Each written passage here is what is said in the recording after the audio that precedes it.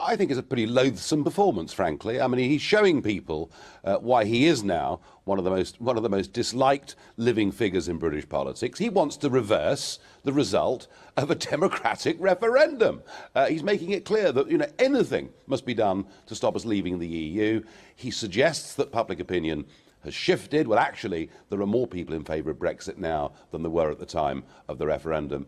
But the real irony here is, of all the people to argue that we could get a reform deal with the European Union, Tony Blair is probably the worst placed person to do so, because he, as Prime Minister, was President of the EU for 6 months back in 2005. He promised reform of the Common Agricultural Policy. He got none, and yet gave away £7 billion of our rebate. So I don't think he's a trusted figure on this, or frankly, anything else.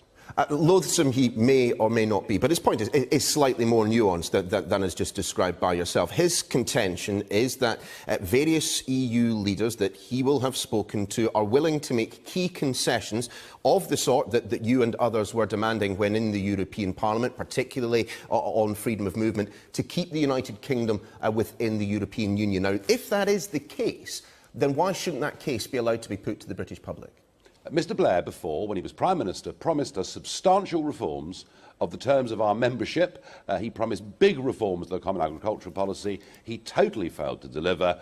I don't think anybody today is going to take seriously the idea that the EU is somehow going to change its rules. And anyway, the referendum wasn't just about a rule here or there. It was about the supremacy of law. Who governs Britain is what the referendum was about. And Mr Blair, perhaps you weren't listening, but our answer was, we wish to govern ourselves. Well, with respect, Mr Farage, I mean, some would suggest that Tony Blair might be rather better placed to know the minds of leaders like Macron and Angela Merkel than someone like yourself, who essentially spent many, many years taking, well, the mickey out of them to their faces. Well, I've spent nearly 20 years there, actually working with them, living with them. I think I know the mindset of the European Union as well as anybody. He argued, Blair, that with the election of Macron, reform is now on the agenda. Well, it is. But the point is, reform in Brussels means more centralisation of powers, not less. So the EU is going in completely the wrong direction. It is in the midst now of its biggest ever argument over the migration crisis, and I think we've left at exactly the right time. Still, this intervention by Tony Blair does rather suggest that the dynamics of the argument between those who voted Remain and those who voted to leave has somewhat shifted. It does certainly feel right now that those who advocate the case for leaving the European Union are on the back foot, that they are the ones who are being forced to provide answers to the difficult questions. There is a major problem for Brexit right at the moment, and it's this.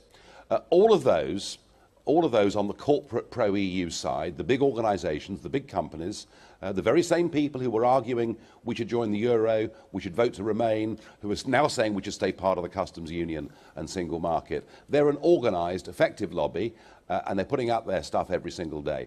On the other side of the argument, at the moment, there is no coherent business organisation of all the different groups and companies who see positive benefits from Brexit. And that is the missing piece of a jigsaw in British politics at the moment.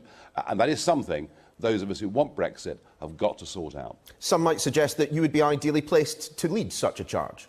Well, we'll have to see, won't we? I'm not going anywhere. I'm going to see through my job in the European Parliament, and report on what I see going on there. But if I can help in any way at all to bring together business voices to counter this daily negative dart that we've got, then I will do so. Well, what would be your response if you were given that job to the point made by the Prime Minister in the clip that we just played, that the savings ratio, the lowest in 50 years, the investment community internationally negative about the United Kingdom, currency down 12%, investment in the car industry down 30%. It's a pretty stark picture that he paints. How would you defend it? Well, actually, inward investment throughout the year of 2016 into the UK was very, very good. And the most important thing that I think we should be emphasising is the fact that America, Australia, Japan, 24 countries are lining up, chomping at the bit, saying, right, let's get a proper special trade relationship going between us. And, of course, the positive argument of Brexit was that in terms of trade, in terms of business, we've got the chance now to engage with 85% of the world's economy that is not in the European Union. And these are the positive arguments that now need to be made. Still, are you as confident as you undoubtedly would have been the morning of the 24th of June 2016 that the United Kingdom will be exiting the European Union? Oh, we'll leave the European Union. Of that, I've got no doubt at all. I think that any party leader that goes against that would be frankly committing electoral suicide. Our minds are made up. So yes, we will leave at the end of March 2019. However, my concern now is that the deal will get so watered down that we'll have left in name only.